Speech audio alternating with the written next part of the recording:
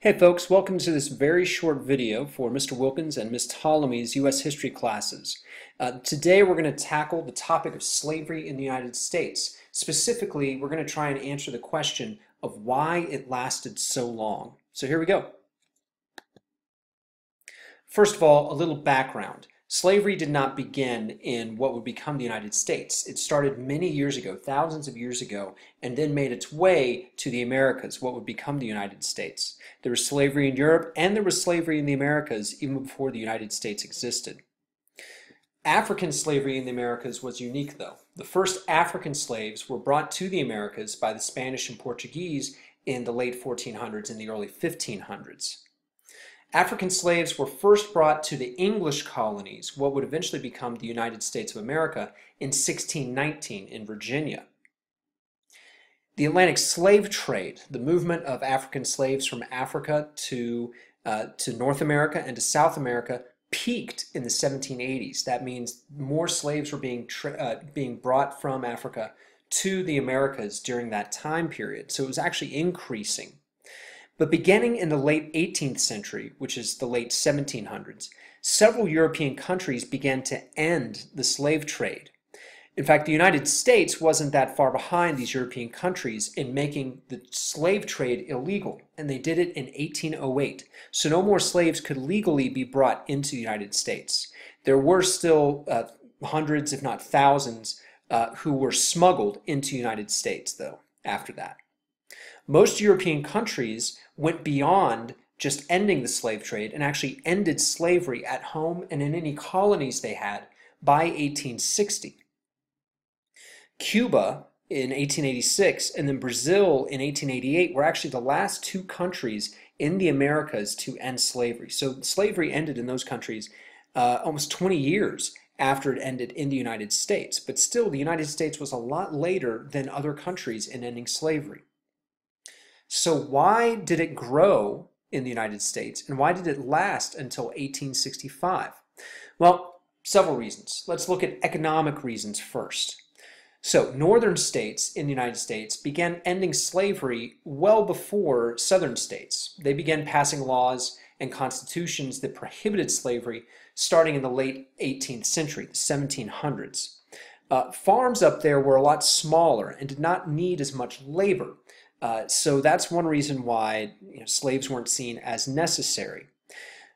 In southern states, though, you had the invention of something called the cotton gin. And that's a picture that's in the right of this slide. And the cotton gin would increase the production of cotton and make it easier to pick out the seeds that were in cotton. And this increased the demand for slaves. More slaves were wanted to help grow cotton, to pick the cotton, and then run the cotton gins to make the cotton good for sale. Immigration also played a part in this, because more European immigrants were actually coming to the United States but living in the north and not moving to the south. They provided cheap labor for a lot of the factories and the growing industries in the north. Whereas if they had gone south, they wouldn't have been able to compete with the slave labor, because immigrant laborers would have wanted to get paid. Slaves were not paid.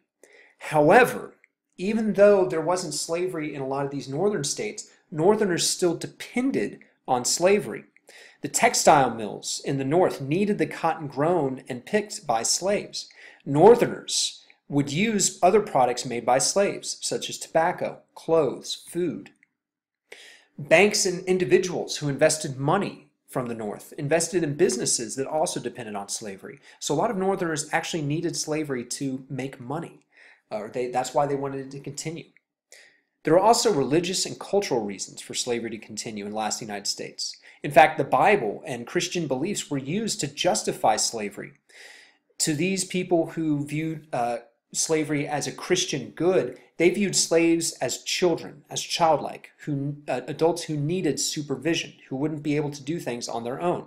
Slave owners were, therefore, doing a good thing by actually owning slaves.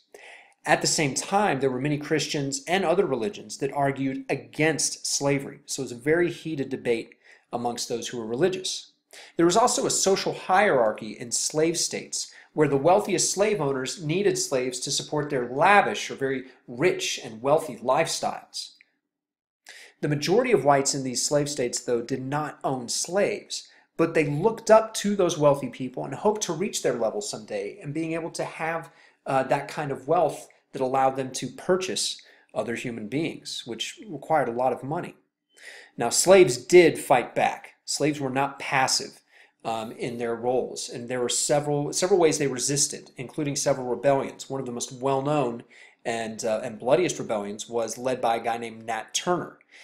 Now, this had a result against slaves. So those folks who were still slaves, they could be harshly punished, and states passed laws that restricted the movements of slaves and what slave owners could do to their slaves. So a lot of slaves were not allowed to learn how to read and things like that after Nat Turner's revolt. There are also political reasons for the continuation of slavery. First of all, the Constitution, the framework for our country, actually allowed for other persons, which is what they called slaves, to be counted for representation and taxation. And this meant that slave states had more power in Congress. Fugitive or runaway slaves also could be returned to their owners. That was actually in the Constitution, and more laws were passed to support that. There were other compromises too that increased the power of slave states, or recognized their power, and made it easier for states to maintain slavery. The Missouri Compromise and Compromise of 1850 allowed for the spread of slavery in the United States, allowed for more states to become slave states. And this also maintained a balance between slave and free states for some time. Other laws were passed that prevented elected officials and abolitionists, people who wanted to wipe out slavery, from even discussing ending slavery. They couldn't talk about it in government. They couldn't send stuff in the mail to try and teach people about abolitionism and ending slavery. And then there are geographic and environmental reasons for the continuation of slavery in the United States. For instance, out of sight, out of mind. Most white Americans in non-slave states rarely saw slaves or black people. Therefore, they didn't see the cruelty of slavery, and they didn't want to get involved in trying to abolish it. Since they didn't see it firsthand, then they didn't want to get involved. Also, the southern climate meant that you had large southern plantations that needed lots of labor, lots of people to work on these farms. Africans and their descendants were seen as perfect to work in this environment because they were immune to a lot of diseases, and because they simply lasted longer than the Native Americans. The Native Americans either died from diseases or had run away because they knew the land. The first African slaves brought into what became the United States, they couldn't run away because they couldn't get back to Africa. They didn't know the land. And so as they had families, they were just viewed, these racist views of seeing them as perfect to work the land. Also, the population of enslaved people actually increased.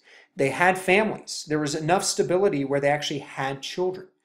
Many times these slaves, would lose their children. They'd be sold away. It was a very painful experience. It could be a very painful life for many slaves. But nevertheless, they were human. They wanted to have families and have offspring.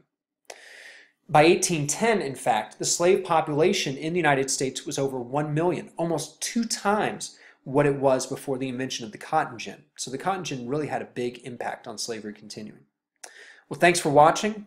We'll be talking more about slavery and how it came to an end, which is interesting because at the end of the Civil War in 1865, there were 4 million enslaved people.